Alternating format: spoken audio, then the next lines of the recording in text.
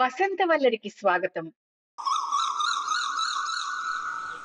వసంతవల్లరి వసంతవల్లరి వసంతవల్లరి వసంతకాలమరుదెంచెనహో వసంతకాలమరుదెంచెనహో వసంతలక్ష్మియే కథలనాలపించగా వసంతలక్ష్మియే కథలనాలపించగా వసంతకాలమరుదెంచెనహో వసంతకాలమరుదెంచెనహో వసంతవల్లరి వసంతవల్లరి వసంతవల్లరి. ఈవాల్టి వసంతవల్లరిలో సుప్రసిద్ధ కథా రచయిత శ్రీ మందపాటి సత్యం గారు రచించిన కథ శృతి అపశృతి వింటారు.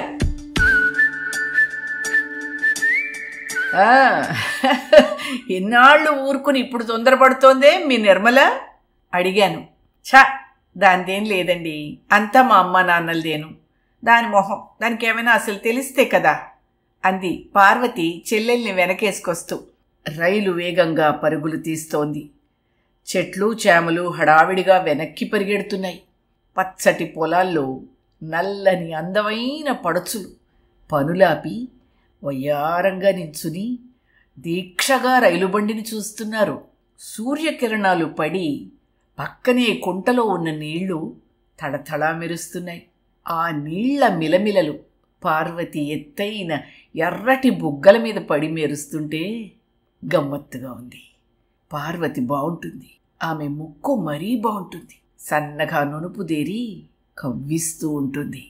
ఆ అందమేనేమో నన్ను ఆమెను చూసిన మరుక్షణంలోనే పరవశుణ్ణి చేసి ఆమె వశం చేసేసింది. పార్వతి, ఇప్పుడు నువ్వెంత బాగున్నావో తెలుసా? తామరాకు మీద తళతళ. నెమ్మదిగా రహస్యంగా అంటున్న నా నోటికి తాళం వేసింది. షో, ఇది మన ఇల్లు కాదు, పెద్దగా అరుస్తారేంటి? అంతా వింటున్నారు మీ మాటలు. వినని నా దగ్గర నేర్చుకుంటారు. ఆహా, మీ మాటలే నేర్చుకోవాలి, ఇక బాగుపడినట్టే అంది పార్వతి చిలిపిగా చూస్తూ. ఆమె ముఖం చూస్తే ముచ్చటేసింది. అలా దోసిట్లో దాచుకోవాలనిపించింది. కానీ మేము రైలు బండిలో కదా ఉన్నది, అందుకే ఊరుకున్నాను. ఎప్పుడూ మెల్లగా పోయే ట్రైన్ ఈరోజు ఎందుకో వేగంగా పోతోంది. కొంచెం దూరంలో తాటి చెట్టు కింద ఎవడో కూర్చుని ఏదో తాగుతున్నాడు. ఏమండోయ్, ఇటు చూడండి, మోచేత్తో పొడుస్తూ అంది పార్వతి. ఏంటి? వాణ్ణి చూడండి, ఇంతకటి నుంచి నన్నే చూస్తున్నాడు తినేసేలా. కోర చూపులు వాడును. ఎవ్వరికీ వినపడకుండా మెల్లగానే అంది పార్వతి. పార్వతి చూపించినది నాకెదురు సీట్లో కూర్చున్న 25 ఏళ్ల కుర్రాణ్ణి. నేను అటు చూశా. అతను దీక్షగా కిటికీలోంచి బయటికి చూస్తున్నాడు. ఏమిటి పార్వతి, అతనిటో చూస్తుంటే నిన్నే చూస్తున్నాడని అంటావేమిటి? వాడివన్నీ పిచ్చి వేషాలు. ఇందాకటి నుంచి కన్నార్పకుండా నా వైపే తినేసేలా చూస్తూ కూర్చున్నాడు. మీతో చెప్పేసరికి భయపడి అటు తిరిగిపోయాడు. ఫూల్, విసుగ్గా అంది పార్వతి. పోనీలే, ఇప్పుడు చూడ్డం లేదు కదా. మళ్ళీ ప్రకృతిని చూడ్డంలో మునిగిపోయాను. ఏపుగా పెరిగిన పైరు చల్లగాలికి తల వంచుకుని కొత్త పెళ్లి కూతుర్లా సిగ్గుపడుతోంది.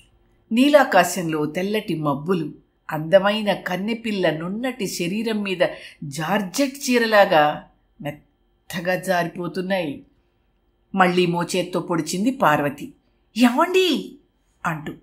ఈసారి కొంచెం గట్టిగానే చేయి జాడించిందేమో. కడుపులో కలుక్కుమంది. అబ్బా, ఏమిటి పార్వతి? బాధగా అన్నాను. వాణ్ణి చూడండి, బాటసారి సినిమాలో నాగేశ్వరరావుల లావుపాటి కళ్ళజోడు వాడును మిర్రి మిర్రి చూస్తున్నాడు. జీవితంలో ఎన్నడూ ఆడపిల్లల్నే చూడనట్టుగా. వట్టి మేనర్లెస్ బ్రూట్. కోపంగా అయినా నెమ్మదిగానే అంది. అటు చూశాను. అతను మా వైపే చూస్తున్నాడు. చూపు మామూలుగానే ఉంది. ఏమిటి పార్వతి, అతను ఎంతసేపటి కిటికీలోంచి బయటికి చూస్తాడు? కాసేపటి తిరిగితే ఏమైందిట? పైగా అతను మామూలుగానే చూస్తున్నాడే. నాకేమీ చెడ్డగా అనిపించటం లేదు. అవునులేండి, మీకెప్పుడూ అంతే. మూతి ముడుచుకుంది పార్వతి. అబ్బా, ఆ పూజంటే నాకు మహా ఇష్టం సుమా. కానీ ఊరుకున్నాను. లాల్ బహదూర్ శాస్త్రి గారిని హత్య చేశారట సార్, అది సహజ మరణం కాదుట. నల్లగా లావుగా ఉన్నాయన సిగరెట్ వెలిగిస్తూ అన్నాడు. అసలు సిగరెట్ ఆరోగ్యానికి ఏమీ మంచిది కాదుట. మరి ఈయన సిగరెట్టు మీద సిగరెట్ తాగుతాడే? ఆత్మహత్యా ప్రయత్నం చేయటం లేదు కదా? అబ్బే లేదండి, ఆయనది సహజ మరణమే. ఏమాత్రం అనుమానం ఉన్నా మనవాళ్ళు ఊరుకునేవాళ్ళు కాదు. స్టూడెంట్ కుర్రాడు అంటున్నాడు. ఈ స్టూడెంట్ కుర్రాడు ప్రభుత్వపు పార్టీ కాబోలు. ఏమైతేనే ఈ మధ్య స్టూడెంట్లు రాజకీయాల్లోకి దిగిపోయారు. కామరాజును ఓడించింది కూడా ఓ స్టూడెంట్ కుర్రాడే కదా. పొట్ట దగ్గర పెడీమని తగిలింది. అబ్బో, ఈసారి బాగా గట్టిగానే మోచేత్తో పొడిచేసింది మా ఆవిడ. అబ్బా అన్నాను నొప్పి పుడుతుంటేను. మేల్కొనే ఉన్నారు కదా, పిలిస్తే పలకరే. వాడు చూడండి, కోరమీసము వాడును. అసలు నేను అటు చూస్తే చాలు తెగ కులుకుతున్నాడు. ఏమిటో వాడి ఉద్దేశం? అసలు మీ ఉద్దేశం ఏమిటి? వాణ్ణి తన్ని తగలేక మీరు చూస్తూ ఊరుకుంటారే? తీక్షణంగా అంది. నెమ్మదిగా అన్నా నేను. డ్రిల్లు మాస్టర్ని కదా, 6 అడుగుల పొడుగున్నాను కదా అని కనబడిన వాణ్ణల్లా తంతే ఎవ్వరూ ఊరుకోరమ్మడు. అబ్బా, ఏం తెలివిగా మాట్లాడారండి. ధైర్యం లేకపోతే చెప్పరాదు, నేనే వెళ్ళి 4 దులిపేసి వస్తాను. కొక్కిరాయి క్రాపు వాడును. అది కాదు చిట్టి, చదువుకున్న దానివి నువ్వు కూడా అలా మాట్లాడతావే? నేను రోడ్డు మీద అమ్మాయిలు కనపడితే చూడనా? గుర్రున మిర్రి చూసింది నన్ను. సర్దుకుంటూ అన్నాను. ఆహా, అది కాదు నా ఉద్దేశం. మామూలుగా అలా చూస్తాం అంతే, అందులో తప్పేమిటిట? ఇహ ఇతన్ని ఏమని అడుగుతావు చెప్పు. ఏమయ్యా, ఎందుకు నన్ను అలా చూస్తావు అనా?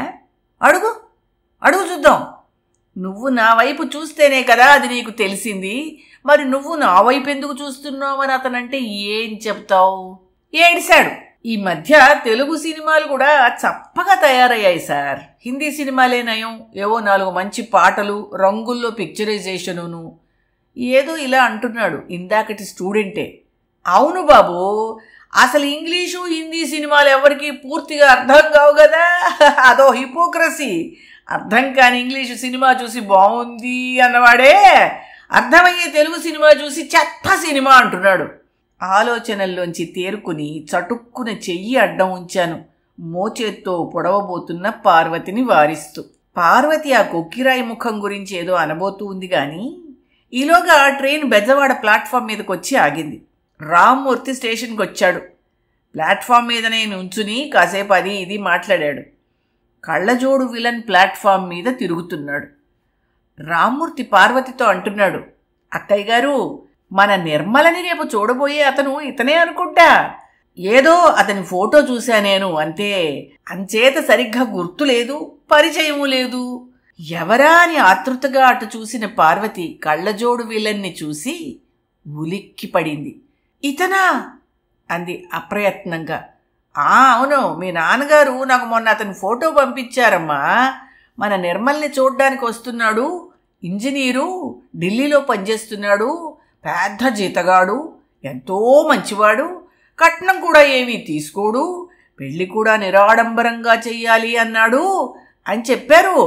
భీమవరంలో వాళ్ళ నాన్నగారు వాళ్ళు ఉంటున్నారని, అతను సెలవు పెట్టి వస్తున్నాడని చెప్పారు కూడాను. అదో రకంగా మారిన మా ఆవిడ ముఖం మళ్ళీ ఎందుకో వికసించింది. బెజవాడ స్టేషన్ ఎప్పుడూ సందడిగానే ఉంటుంది. మగవాళ్ళు, ఆడవాళ్ళు, పిల్లలు, కూలీలు అందరూ ప్లాట్ఫారాల మీద అటు ఇటు పరిగెట్టేస్తూ ఉంటారు. అటే చూస్తున్న నన్ను గట్టిగా కుదిపి, ఏమండి మిమ్మల్నే, సమయం సందర్భం లేకుండా మీరు మీ ఆలోచనలును. మళ్ళీ ఏమిటి? అప్పటికే రైలు బయలుదేరింది. రామ్మూర్తి చేయి ఊపుతున్నాడు. నేను చేయి ఊపాను. కళ్ళజోడు కొంతమందికి ఎంతో అందాన్ని ఇస్తుంది కదండీ. అతన్ని చూడండి, కళ్ళజోడు పెట్టుకుని ఎంత టీవీగా, ఎంత హుందాగా ఉన్నాడని. పెద్ద ఫిలాసఫర్ లుక్. అచ్చం ఇంగ్లీష్ సినిమాల్లో మైకిల్ కేన్లా ఉన్నాడు కదండీ. కళ్ళు తిరిగినట్టయింది నాకు. ఏమిటబ్బా, మా ఆవిడేనా అంటున్నది అనుకున్నాను. పార్వతి చేతిని ప్రేమగా నా చేతిలోకి తీసుకున్నాను. చటుక్కున గిల్లాను. అబ్బా అంది బాధగా. అవును, పార్వతి అంటున్నది. నేను కలగనడం లేదు అని నిర్ధారణ చేసుకున్నాను. ఏమండి, మన నిర్మలకి అతను సరైన జోడి అండి. పొడుగ్గా అందంగా గ్రెగరీ పెక్లా ఉన్నాడు కదూ. పార్వతి ఇంగ్లీష్ సినిమాలు ఎక్కువ చూడకపోయినా హాలీవుడ్ నటీనటుల పేర్లన్నీ తెలుసు. ఛ, ఏమీ లేడు. లేడంటే నిజంగా లేడని కాదనుకో. అలా అలా కోపంగా చూడకు. సరే సరే ఉన్నాడు, కానీ ఇతనికి కోరమీసాలు పార్వతి. కోరమీసంగాళ్ళకి కూలుకెక్కువ. ఎవడండి అలా అన్నది? వాడెవడికో మీసాల సంగతి ఏమీ తెలీదు. కోరమీసమే అసలు అందం. ఉమర్ షరీఫ్ ఎంత బాగుంటాడో. మీసం మంచి గంభీరత్వాన్ని ఇస్తుందండి. మీరు ఉన్నారెందుకు? నా అదృష్టం బాగుండి నన్ను ఎవరితోనూ పోల్చలేదు. అసలు మా ఆవిడికి కాలేజీలో చదువుకునేటప్పుడే పేర్లు పెట్టడం అలవాటు. ఎర్ర బొగ్గల అమ్మాయి క్యాపిల్ అని, ఓ కళ్ళజోడు అబ్బాయికి బుచ్చిబాబని, ఇలా ఎన్నో. సార్ ప్లీజ్ పుస్తకం అడుగుతున్నాడు కళ్ళజోడు విలన్. ఏమిటి? ఇంతలో మా ఆవిడ అట్ట దులిపి చేతిలోని నవలని అందించింది. అది నేను కావాలని కొనుక్కున్న ముళ్లపూడి వెంకటరమణ గారి నవల. అతను పుస్తకం చూడ్డంలో మునిగిపోయాడు. పరీక్షగా చూశా నేనతన్ని. అప్పుడు నెమ్మదిగా పార్వతితో అన్నాను, పార్వతి, అతనిది కొక్కిరాయి క్రాఫోయ్. ఏం కాదు, అతని క్రాఫ్ ఇంకేమిటి, అచ్చం రాక్ హడ్సన్ క్రాఫ్లా ఉంది. అయినా అతనిది కోతి ముఖం. ఎవరండి అన్నది? అతని ముఖం టోనీ కర్టిస్ ముఖంలాగా బాగుందని. అతని మంచివాడు కాదు చిట్టి. ఎన్నడూ జీవితంలో అమ్మాయిలను చూడని వాళ్ళ మిర్రి చూస్తాడు అందరినీను. ఇంకా నయం, ఎదురుగా కూర్చున్న మనుషుల్ని చూడ్డంలో తప్పే ఉందిట. చూడ్డానికి కాకపోతే ఆ దేవుడిచ్చిన కళ్ళు, బోలుడు డబ్బు పోసి కొనుక్కున్న కళ్ళజోడు ఎందుకట? సరే, ఇక నేనేమన్నా పార్వతి అతన్ని సమర్థించేస్తుంది. కారణం, అతను ఢిల్లీలో పెద్ద ఇంజనీరు, పెద్ద హోదా, పెద్ద జీతం, అన్నిటికీ మించి కట్నం కూడా అడగని సహృదయుడు, మంచివాడు. రామ్మూర్తి ఉవాచ. మరి దీక్షగా చూశాను అతన్ని. మంచివాళ్లానే ఉన్నాడు. శ్రద్ధగా పుస్తకం చదువుకుంటున్నాడు. పార్వతి వైపు చూశాను. తన చెల్లెలి భర్త కావడానికి అతనికి అన్ని అర్హతలు ఉన్నాయనే అభిప్రాయంతో చాలా సంతోషంగా అతని వైపే చూస్తోంది. మా ఆవిడ పద్ధతి చూస్తే ఆశ్చర్యం వేసింది.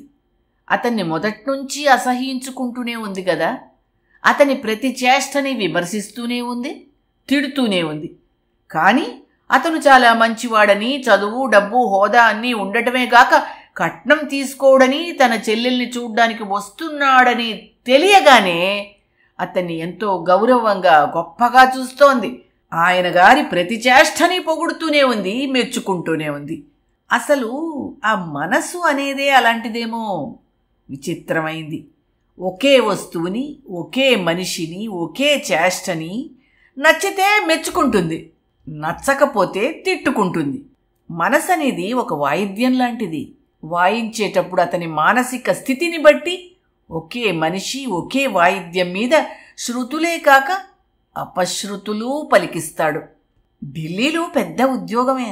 ఏమండి, ఢిల్లీలో పెద్ద ఉద్యోగమేట. పెద్ద కారు, పెద్ద జీతం, పెద్ద బంగళాను. నెమ్మదిగా నా చెవిలో చెప్తోంది పార్వతి. Excuse me. కళ్ళజోడు విలన్ అదేనండి. అలా అంటే పార్వతి ఊరుకోదేమో గాని అతను చనువుగా నా ఒళ్ళోని పేపర్ తీసుకున్నాడు. మా ఆవిడ నా చెవులో జోరీగలా అంటోంది. అబ్బా, ఎంత సోషల్గా, ఎంత కలివిడిగా ఉన్నాడండి. రేపు పెళ్లి చూపులకు వచ్చినప్పుడు, ఏమండోయ్, రేపు పెళ్లి చూపులకు వచ్చినప్పుడు అతను మనల్ని చూసి ఆశ్చర్యపోతాడండి. అంతా కథలోలాగా ఉందనుకుంటాడు కదూ. అవును అన్న, ఏమనాలో తెలియక. ట్రైన్ గుడివాడ ప్లాట్ఫామ్ మీద ఆగింది. సూట్ కేసు తీసుకుని దిగి మామగారి కోసం చుట్టూ చూశాను. ఏమోయ్ కృష్ణమూర్తి, ప్రయాణం బాగా జరిగిందా అంటూ వచ్చారు మామగారు. పార్వతి గబగబా వాళ్ళ నాన్న దగ్గరికి వెళ్ళింది. నాన్న, పెళ్లి కొడుకు చాలా బాగున్నాడు నాన్న, మంచి సంబంధం. నువ్వెప్పుడు చూసావమ్మా? అతను సెలవు దొరకక ఇంకా రానేలేదు. 4 రోజుల్లో వస్తాట. అందుకే పెళ్లి చూపుల కార్యక్రమం 4 రోజులు వాయిదా అని ఇంకా ఏదో చెప్తూనే ఉన్నారు. ట్రైన్ వైపు చూశాను. కళ్ళజోడు విలన్ ఇటే చూస్తున్నాడు. పార్వతి వైపు చూశాను. కోతి వెధవ, బాటసారి పోజు వాడును. ఆ కొక్కిరాయి బుద్ధులు పోతే గాని వాడు బాగుపడడండి అంటోంది నా జీవిత సగభాగమైన నా ప్రియ పార్వతి.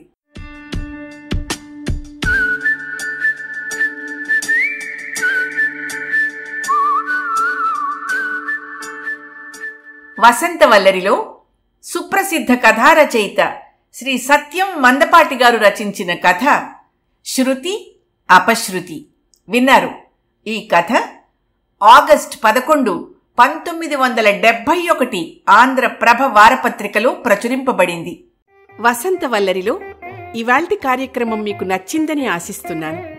అందుకే లైక్ చేసి మీ మిత్రులకు బంధువులకు లింక్ను షేర్ చేసి మీ అమూల్యమైన అభిప్రాయాన్ని నాకు కామెంట్ బాక్స్లో తెలియచేయమని, వసంతవల్లరికి సబ్స్క్రైబ్ చేయమని విన్నవించుకుంటూ మీ వసంతలక్ష్మి అయ్యగారికి సెలవు. మరి థ్యాంక్ యూ.